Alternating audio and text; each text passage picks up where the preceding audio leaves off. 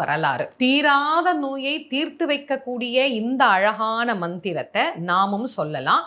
மந்திரம் ஆவது நீரு, வானவர் மேலது நீரு, சுந்தரம் ஆவது நீரு, துதிக்கப்படுவது நீரு, தந்திரம் ஆவது நீரு, சமயத்தில் உள்ளது நீரு, செந்து வருவாய் உமைப்பங்கன் திரு ஆலவாயான் திருநீரே அப்படின்னு இந்த திருநீற்று பதிகத்தை சொல்ற வரைக்கும் இந்த விபூதியை இப்படியே கையில வச்சுக்கோங்க. கையில வச்சுக்கிட்டு இந்த திருநீற்று பதிகத்தை சொல்லிட்டு, நான் ஒரு பாட்டு தான் உங்களுக்கு சொன்னேன், இதுல இருக்கிற மொத்த பாட்டும் படிக்கிறதுக்கு உங்களுக்கு நேரம் இருக்குன்னா படிங்க, அப்படி இல்லைன்னா முதல் பாட்டாவது கண்டிப்பா படிங்க. படிச்சுட்டு அந்த திருநீரை அந்த தண்ணீர்ல கொஞ்சமா போட்டுருங்க.